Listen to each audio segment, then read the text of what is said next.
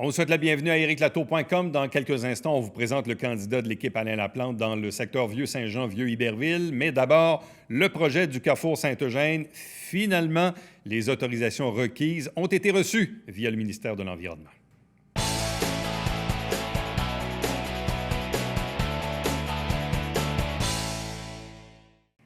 Voilà enfin une bonne nouvelle, principalement pour les citoyens qui habitent le sud de la ville, Saint-Eugène principalement, mais même pour les gens de Saint-Edmond-de-Saint-Lucien, puis même on pourrait dire pour les gens de Saint-Blaise ou Saint-Paul de l'Île-aux-Noix.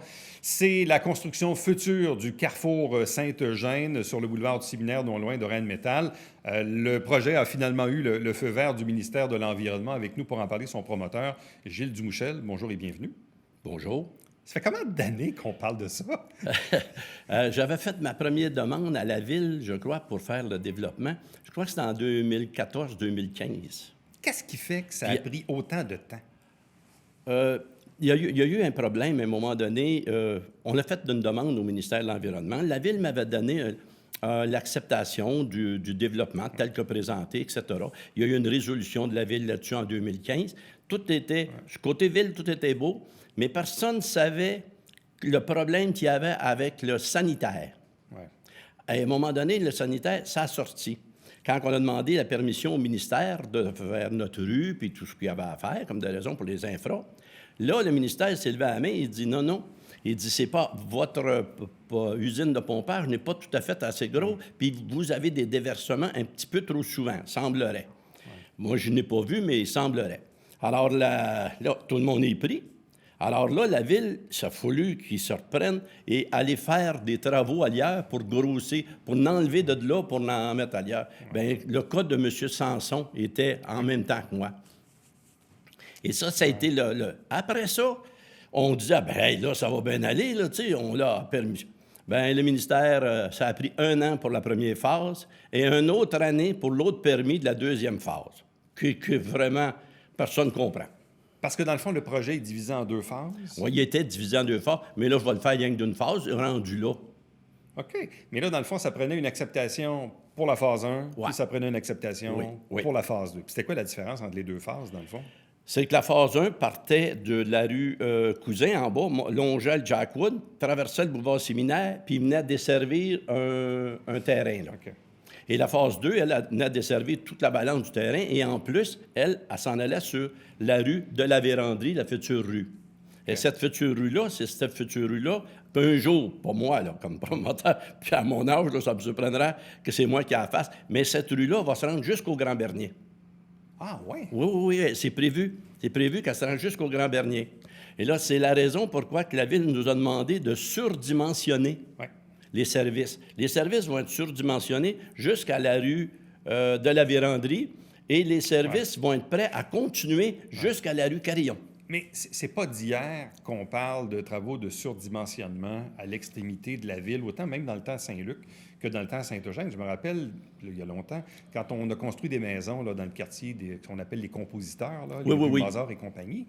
Je me rappelle de mémoire, on avait des enjeux de surdimensionnement parce qu'on s'est dit, si on se met à rajouter des maisons à l'autre bout, il faut pomper ça jusqu'à l'autre usine. Là. Oui, c'est là. Et probablement que c'est les mêmes enjeux au moment de construire le carrefour Saint-Eugène. C'était les mêmes enjeux. Et en plus, moi, tu savais que la rue René-Boileau, c'est moi qui l'ai fait. Ouais.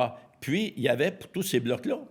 Mais il y a 116 portes dans ces blocs-là. Alors, puis ça se jette tout dans la même usine. Tout à fait. Alors, moi, le commercial, on le sait que ça n'en prend pas beaucoup. C'est pas comme des résidences, disons. Non, t'as pas de machine à laver, t'as pas de ci, t'as pas de ça, là. Tu sais, puis pas de douche, il n'y a rien, là. Tu sais, c'est des toilettes pour les... Mais dans le fond, c'est un enjeu local, mais c'est un enjeu ville, parce que quand on parle de surdimensionner des tuyaux, c'est pas juste le carrefour Saint-Eugène, c'est d'autres choses. Si on dit qu'on compense ailleurs dans la ville pour permettre le projet-là, ce que suit le ministère de l'Environnement, c'est ce qui explique, dans le fond, pourquoi que ça a été, dans le fond, aussi long à avoir les acceptations. Exact, c'est ça. Et aussi, au ministère de l'Environnement, moi, je crois, personnellement, là, j'ai aucune preuve là-dessus, mais qu'il manque de personnel, puis, ou bien il ne travaille pas 35 heures par semaine, ça, c'est sûr. Mais au-delà des embûches que vous avez rencontrées là, pour les acceptations et tout, à la base, c'était quoi l'essence même du projet du carrefour Saint-Eugène? Pourquoi vous avez présenté ce projet-là il y a 7-8 ans? Là? Bien, moi, je savais que je bâtissais la rue René-Boileau. Je savais que M. Desranleau bâtissait beaucoup à l'autre bout. Et visiblement, lorsqu'on a commencé à bâtir la rue René-Boileau, on a vu immédiatement que si tu veux une vis, il faut que tu t'en ailles à l'autre bout. C'est sûr. Si tu veux n'importe quoi, tu t'en vas à l'autre bout. Alors, ces gens-là, du sud de la ville, moi, je me suis dit, ça fait tellement longtemps que le Nord est gâté par tous les services qui ont à l'autre bout, puis eux autres, il n'y avait rien. Puis j'ai dit, baptême, ça serait un beau développement, puis ça serait quelque chose de beau à emmener au sud de Saint-Jean. Puis je suis parti avec cette idée-là. Donc, on parle de quoi? On parle d'un projet, donc un terrain de 1,1 million de pieds carrés. On parle de quand même un potentiel de combien d'espace de pieds carrés, de magasins? C'est quoi la capacité, dans le fond, du projet? C'est assez gros, c'est un sens, car, vois-tu, la pharmacie, elle a le droit à la clinique, pardon, il va y avoir une pharmacie à l'intérieur, elle a le droit à 3 étages. OK. Alors, elle, ça va être quelque chose. Il y a un magasin d'alimentation qui va être alentour de 25 à 35 000 pieds carrés. Il y a une quincaillerie qui va être beaucoup plus que ça, qui va être dans les, je te dirais, 55 000 pieds carrés. C'est gros, là. C'est gros, là. Bien, ils veulent tout aller chercher, puis je les comprends, ils veulent tout aller chercher le sud, mais quasi jusqu'aux frontières. Ben oui, parce que quelqu'un qui habite à La Colle, à Noyant, à Saint-Valentin, peu importe, il doit passer par ici. Il passe par ici, puis tous les gros services sont ici, l'hôpital, etc., etc. Ouais. Si tu veux juste des lunettes, tu ne peux pas acheter des lunettes à Saint-Bernard-de-la-Colle. Fait qu'il faut que tu te montes. Et déjà, je présume qu'il y a des gens d'affaires qui ont déjà signifié de l'intérêt là, pour pharmacie, épicerie, quincaillerie, compagnie. Vous êtes avancé là-dessus? Au tout début, lorsque j'ai débuté, mettons en 2015-2016, à recevoir des clients, j'avais quasiment tout booké. Là, je suis après booké, parce que là, maintenant, je peux signer. Mais auparavant, je ne pouvais pas signer parce que je n'avais pas de date. Il y a un monsieur de Montréal qui, lui, voulait implanter quelque chose de gros, là. Côté, lui, c'était dentiste, puis plusieurs petites cliniques semblables, là. Puis c'était gros, son affaire. Puis il voulait s'implanter, puis pas à peu près là. Mais il voulait que je signe un papier, puis que je lui garantisse que dans 2 ans, dans le temps, que dans 2 ans, il serait là. Eh boy. Bien, si je signe ça, dans 2 ans, je n'étais pas là. Je n'aurais pas été là. Puis ça fait même, de ça va faire 4 ans. Fait que là, j'en ai des clients qui sont revenus quand même, mais je n'ai perdu beaucoup. J'en ai perdu un à Grimby, qui est parti à Grimby. J'en ai un autre qui s'est établi à Saint-Hubert. Puis il y en a un ou deux de Saint-Jean, eux autres, je ne sais pas ce qu'ils ont fait, ils m'ont à me rappeler parce que les autres, ils suivent les journaux, fait qu'ils savaient que je ne l'avais pas, hein, mon permis. OK. Mais maintenant, là, puis là, j'ai un groupe de Saint-Jean qui veut faire quelque chose. Des nouveaux, bien, ils sont déjà là-dedans. Puis là, ben, ils m'ont appelé, je les rencontre cet après-midi. OK. Mais là, donc, le fait maintenant d'avoir le feu vert, là, ça va vous permettre de signer des ententes officielles avec ces entreprises-là. Oui. OK. Donc, on parle d'épicerie, quincaillerie, clinique médicale. Avez-vous de l'espace pour d'autres choses ou le zonage vous permet de faire d'autres choses aussi? Ah oui, oui. J'ai un coin qui a à peu près 250 000 pieds carrés, que lui, il est pour de l'industriel léger.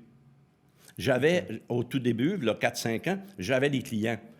Pas pour 100 du terrain, mais pour au moins 50 Et là, je les ai appelés, forcément, regardez les noms, ils sont tous réétablis. Mais là, il m'arrive une chose, j'ai encore 2 autres de Montréal qu'eux autres sont prêts à faire un bout là-dedans. Là, à étudier. On va commencer par... Là, ils veulent étudier, les autres, là. Là, on est à la mi-février. Votre souhait, dans le fond, en anglais, on dit la timeline. Oui. Votre souhait, c'est quoi? Là? C'est dans le fond, dans les prochaines semaines, prochains mois, de pouvoir avoir toutes les ententes signées avec les locataires potentiels? Oui. D'ici l'été, je vais avoir au moins 50 de signés. OK. C'est ça que je veux, d'ici l'été. À l'été, je débute les travaux. Par rapport au ministère de l'Environnement, à ce temps-ci, on n'a pas le droit de les faire. À partir du 1er mars, comme on longe un ruisseau, on n'a pas le droit. On a le droit à partir à l'été. Puis de l'été, après ça, moi, je m'attends que les premiers permis de construction, surtout un, va sortir à peu près en octobre. OK. Et là, ça voudrait dire qu'à la fin de l'année actuelle, vous pourriez commencer certains travaux de construction? Oui. Pour une ouverture au printemps prochain? Oui, forcément, là, forcément. Printemps 2022, on pourrait voir des premiers, peut-être 1 ou 2 ou 3 premiers commerces. Là. 1, 2, 3, oui. OK. 1, 2, 3 buildings. Puis l'année suivante, bien, la fin. Ben, je ne veux pas que ça dure plus que... Ben, je veux pas. Je vais tout faire, parce que je te le dis bien, là, je vais tout faire pour cette année, l'année prochaine, puis l'autre année, c'est fini. OK. Puis vous avez fait référence tantôt à la rue de la Vérandrie, parce que là, juste pour qu'on se situe physiquement, quand on est sur Séminaire puis on s'en va vers le sud, bon, il y a la rue René Boileau, il y a Rheinmetall. Le carrefour, il est de l'autre côté. Complètement. Tu sais où sont les lumières? Oui. Bon. Bien, la rue René Boileau comme ceci, la Vérandrie sur l'autre bord. Ces lumières-là vont servir pour les deux développements. OK, là, actuellement, ça clignote jaune, je pense, de ce temps-ci. Hein? Oui, mais Ouais, là, c'est ça. là, il va y avoir des vraies lumières. Donc, un feu de circulation où d'un côté, il y a la rue René Boileau et Rheinmetall, puis à droite, l'autre côté, le carrefour Saint-Eugène. Donc, pour avoir accès au carrefour, on va devoir prendre la rue de la Vérandrie. Oui, forcément. Puis, ce que vous dites, c'est que la rue de la Vérandrie, là, à très, très, très long terme, elle va être un peu comme Carillon, c'est-à-dire qu'elle va faire le joint entre Séminaire et Grand-Bernier. Oui, forcément. Ça, c'est dans plus tard. Là. Puis c'est pas moi qui le fais, c'est sur le terrain de la ville. OK. Et c'est un terrain qui, potentiellement, peut se développer avec C'est un terrain... c'est ça? Oui, le potentiel est là, mais c'est du potentiel commercial et... non, je crois industriel, pardon. Industriel. OK. En terminant, qu'est-ce qui fait que vous avez le goût de vous impliquer dans un projet comme ça? Bon, vous êtes pas vieux, mais vous n'êtes pas jeune non plus. Qu'est-ce qui fait qu'on décide de s'impliquer dans un projet comme ça? J'aime ça. J'aime les projets. Puis ce projet-là, il était tout un défi. Puis assez que il y a tellement de monde en cours de route qui m'ont dit « vends-les ». Parce que j'aurais pu le vendre à des Asiatiques, que d'autres, ils viennent là simplement placer, puis ils s'assisent dessus pour 5, 7, 8, 10 ans, tu sais. Mais dans le fin fond, c'est qu'est-ce que j'y fais? Ça va faire 6 ans passés. À peu près. Mais dans le fond, puis je le sais, et le conseiller Fontaine dans Saint-Eugène l'a dit tellement souvent, il dit ça n'a pas d'allure d'être obligé de faire, je ne sais pas moi, plusieurs minutes de voiture pour s'acheter une vis ou un sac de chips. Là. Quoique aujourd'hui, il y a un dépanneur puis un Subway, là, puis un Tim Hortons à côté. Mais bref, je peux imaginer que pour les gens qui habitent le sud de la ville, il faut se déplacer un peu plus longtemps, disons, pour de la commodité. Ils ont tellement hâte. Ils appelaient là, c'était des Pégal. Et même, il y en a un groupe qui s'était formé, puis d'autres, c'était toujours la même personne qui m'appelait. À un moment donné, ils ne croyaient plus que ça se ferait. Et deuxièmement, même là, après qu'ils ont vu, là, là j'ai le permis dans ma valise, là, bien, je pense que même s'ils toucheraient, ils ne sont pas sûrs. Gilles Dumouchel, merci beaucoup, puis bonne chance pour la suite. Bien, merci beaucoup. Reste avec nous. Au retour, on parle politique municipale.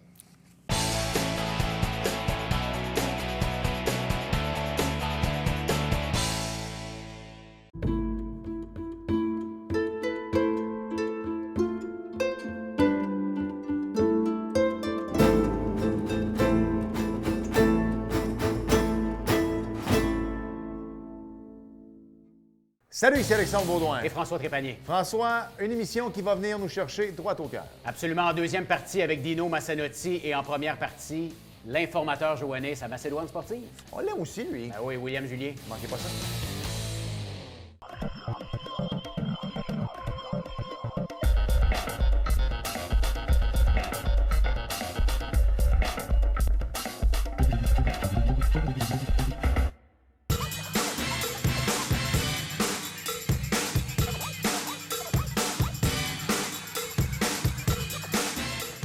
Dimanche, 9h30, Télé Bingo, on vous attend.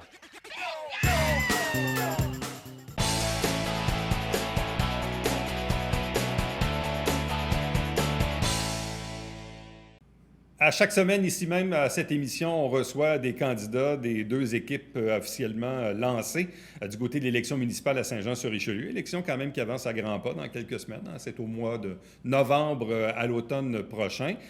L'équipe André Bouchard et l'équipe Alain Laplante sont actuellement sur les rangs.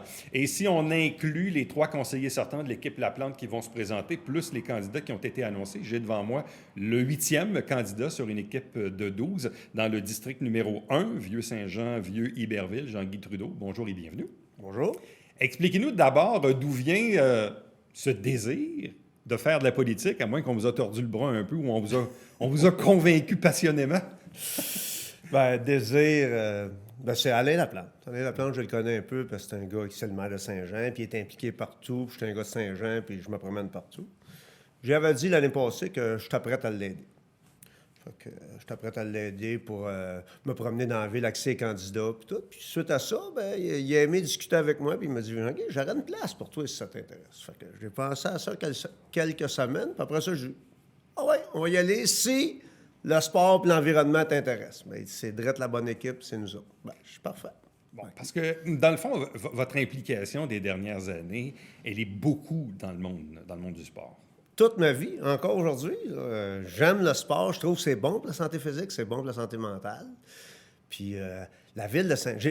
Toute ma vie, j'ai fait du sport à Saint-Jean. Là. Puis je trouve que la ville de Saint-Jean a beaucoup développé, mais nos infrastructures de sport... Puis il faut que le sport, ça aille pour tout le monde. Autant ceux qui ont des sous, autant ceux qui n'ont pas. Fait qu'il faut qu'il y ait des accès, des terrains de sport, des terrains de balle, des terrains de soccer, des terrains de football. Les personnes un peu plus vieux, ce qui est à la mode, c'est le pickleball. Mais le pickleball, il n'y a pas beaucoup de terrain. Il faut en développer d'autres. Fait que je dis, Alain, je suis prêt à promouvoir ça. Quand on regarde dans les dernières années, puis là, je me fais un peu à l'information qu'on nous avait confiée. Donc, joueur de football pour les Oursons, de la polyvalente Marcel Landry, pour les Géants du Cégep de Saint-Jean. Vous êtes devenu aussi entraîneur pendant une quinzaine d'années pour ces deux équipes-là. Donc, on comprend que vous étiez pas mal impliqué dans le football. Aussi président du club de BMX du Haut-Richelieu. Impliqué aussi dans les sports équestres. Oui, j'ai fait de la compétition équestre pendant 20 ans. Fait que c'est ça. Là, c'est en arrière de moi, c'est passé, là, mais je me suis impliqué beaucoup là-dedans, autant dans l'organisation que du circuit, autant dans la promotion du sport comme tel, là, pour les plus jeunes. Également, vous êtes à l'origine de la Ligue féminine de flag football. Ouais. Puis même, vous avez agi comme arbitre. Ben, j'arbitre encore. J'arbitre encore la Ligue de flag des seniors à Saint-Jean, puis j'arbitre le flag football scolaire aussi. Bon. Puis vous êtes un adepte de yoga. Oui! Expliquez-nous comment un gars qui tripe sur le football aime faire du yoga. Bien, Laurent Duvernay-Tardif, c'est un gars qui fait du yoga. Non, mais le yoga, c'est sûr que c'est ma femme qui m'a emmené là, puis avec beaucoup de sports que j'ai fait dans ma vie, mon corps est magané un peu. Puis je trouve que le yoga, c'est plus doux. C'est très dur physiquement. Là, j'apprends d'une autre manière à faire de l'exercice. Ça fait plusieurs années que j'en fais, puis ça me fait énormément de bien. Donc, on comprend le volet implication dans les sports, puis probablement aussi votre passion à ce que la ville ait des infrastructures dignes de ce nom. Sur le plan professionnel, vous travaillez dans quel domaine? Là, présentement, je travaille dans une petite compagnie qui fait des armoires de cuisine. Je suis ébéniste. Mais j'ai été 30 ans comme distributeur pour une compagnie de pain, Gadebois, ici à Napierville. Fait que là, j'ai vendu mon entreprise il y a 1 an et demi. Puis là, j'ai fait un peu de rénovation, mais c'est ça, je fais mon âge, puis la rénovation, c'est dur, c'est physique. Fait qu'il y a quelqu'un d'armoire qui est venu me chercher. C'est le fun, c'est bien la précision, c'est le fun. Ça va me donner du temps d'aller en politique. OK. Donc, vous êtes quoi? Semi-retraité? Non. Je travaille encore 4 jours et demi par semaine. OK, quand même. Okay. Quelle est votre connaissance du district numéro 1, ce qu'on appelle principalement le Vieux-Saint-Jean, Vieux-Iberville? C'est un district que j'ai passé ma vie. Moi, j'ai été élevé sur la 11e avenue. C'est le district qui commence au Ruisseau-Isone. Fait que la 11e, le Ruisseau-Isone entre la 10e et la 11e. Je vis sur la 11e, puis j'ai été élevé là. Fait que c'est un district que mon commerce, pendant 30 ans, 50 60 de ma business était là. Je l'ai dit, je travaillais pour vendais du pain pour Gadebois. Fait que les GA, la plante, les restaurants dans ce secteur-là, les dépanneurs, puis tout ça. Puis à Iberville, bien, comme je vous ai dit, vous m'avez dit, je joue au football à Iberville, je joue au football au GN, j'ai été entraîneur. Puis ce secteur-là d'Iberville, bien, c'est le cœur de la ville, le Vieux-Saint-Jean, le Vieux-Iberville, c'est là que ça se passe. Moi, venir à Saint-Jean au marché le samedi matin, soit avec ma femme ou soit avec mes petits-enfants, on vient faire notre marché, on vient à pied, on vient marcher sur la bande du canal, on se promène dans le Ruisseau-Isone, je fais du vélo. Fait que c'est un quartier que je connais beaucoup. Puis c'est un quartier que j'aime, aller sur la rivière, aller à la pêche, lancer une ligne. Ça, c'est une affaire aussi que j'aimerais. On parlait de loisirs, là, tu sais. Ramener des équipes, donner la chance au monde de lancer une ligne de pêche dans la rivière, ça m'intéresse. Pour vous, quels sont les enjeux dans le district? Parce qu'on le sait, il y a eu à date des travaux, l'entrée nord, l'entrée sud, le pont. Puis j'imagine qu'un jour, ils vont ouvrir l'autre trottoir. Je pensais que ça serait cet hiver, mais on comprend que c'est pas la ville, là, c'est le ministère des Transports qui gère ce bout-là. Mais il y a d'autres travaux là, qui s'en viennent en arrière de vous sur la rue Richelieu qui vont créer beaucoup d'impact pour les commerçants. Comment vous voyez ça? C'est sûr que j'en ai discuté avec le maire Alain Laplante. L'équipe Alain Laplante va pousser pour que ça se fasse le plus rapidement possible. Déjà que ces commerçants-là, depuis un an, c'est l'enfer avec la COVID, mais c'est des travaux qu'il faut qu'ils soient faits. Puis la vocation du centre-ville de Saint-Jean, venir à Saint-Jean, moi, je suis un gars qui marche. Venir à Saint-Jean à pied, venir au restaurant, faire quelques commissions à Saint-Jean pour repartir, moi, je trouve que c'est bon de la santé, c'est bon de la santé économique. Moi, j'aimerais que ces commerces-là, qu'il y en ait encore plus, que ça soit plus vivant. Moi, j'appelle ça la Grande Rue parce que j'étais un gars de toujours d'Iberville. Il faut essayer de ramener plus dynamique. Tu sais, ça c'est la place du marché, ramener des commerces à la place. Le samedi, c'est vivant avec le marché, mais on pourrait-tu ramener des commerces là-dedans, puis donner une chance aux commerçants? Je trouve que c'est... Aujourd'hui, on a tout mis ça dans un centre d'achat, mais dans un centre d'achat, on ne va pas prendre une marche puis faire nos commissions en même temps. Tu sais, on rentre dans le centre d'achat, c'est beau le centre-ville de Saint-Jean, il faut l'améliorer, puis c'est hyper important. C'est le cœur de la ville. Selon vous, qu'est-ce qu'on doit ou qu'est-ce qu'on peut faire pour aider les commerçants durant les travaux? Parce que là, ça se peut là, qu'il y a des planches de bois pour rentrer ici. Nous, évidemment, on n'est pas un commerce de détail. C'est pas trop mal. Mais tu sais, je prends d'autres commerces un peu plus loin où je me dis, bon, ben là, il va falloir que les gens se trouvent un stationnement, marchent peut-être sur des planches de bois pour se rendre jusqu'à la porte ou rentrer par en arrière. C'est ça, par la rue Champlain. C'est ça.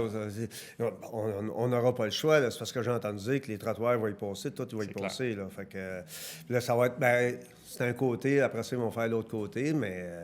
on n'aura pas le choix de s'adapter. Puis, comme vous dites, ça va être avec des plateformes. Puis, bien, faire de la publicité au niveau de la ville. Puis, à l'entrée du pont, dire que les commerces sont ouverts. Puis, comment voyez-vous aussi le projet là, qui, lui, va arriver en dernier sur la rue du Quai, là, en bas, une espèce de boardwalk, une espèce d'allée piétonne? Comment vous voyez ça pour l'avenir du Vieux-Saint-Jean?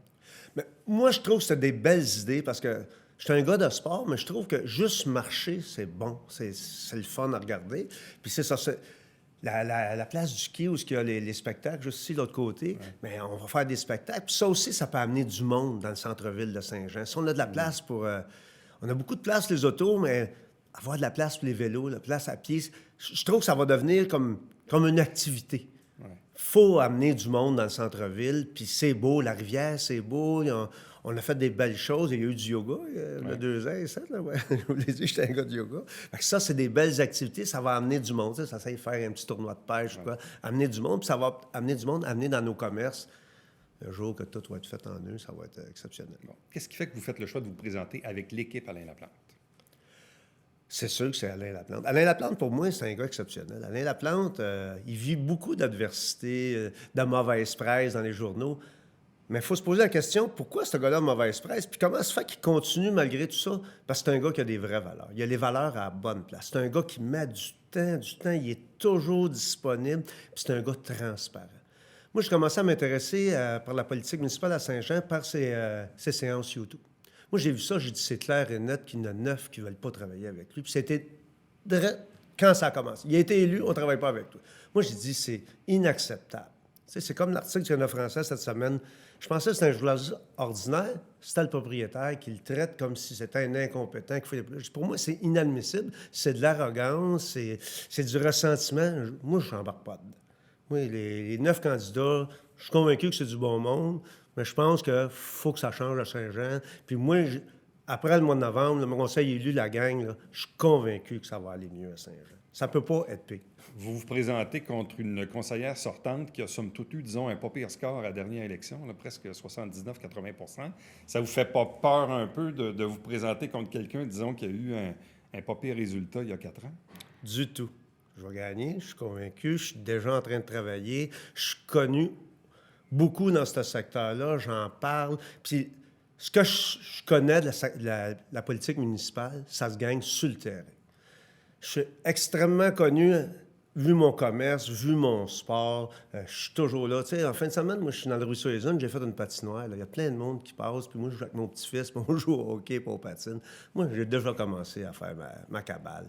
Puis, je vais expliquer, c'est ce qu'on veut à Saint-Jean, c'est ça qu'on veut. On veut du mieux vivre. Puis, je me suis dit, quand Alain m'a approché, j'ai dit, OK, qu'est-ce que je vais apporter à la ville?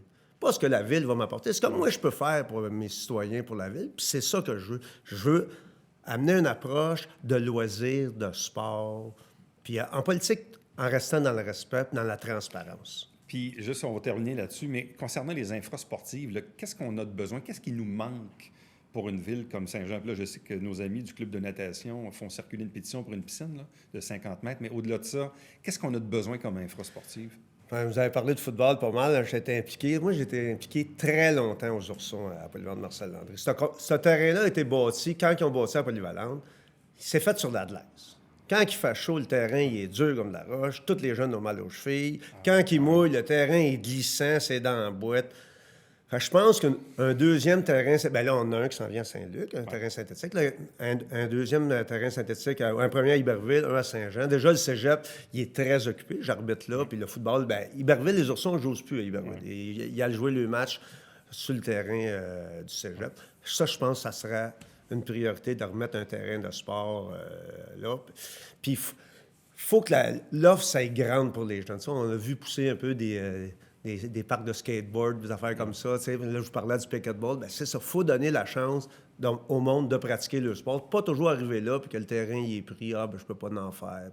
Puis j'ai un rêve un peu fou. Moi, je n'ai parlé un peu. J'aimerais ça que les gens puissent dire « moi, je suis en vacances. Je suis un citoyen ordinaire, je suis en vacances, mais je prends les vacances à Saint-Jean. Il y a tellement d'activités à faire à Saint-Jean. Je reste chez nous. Je prends les vacances chez nous. » Jean-Guy Trudeau, merci beaucoup. Bonne chance. Merci à vous. Merci. Et restez avec nous. Au retour, le mot de la fin.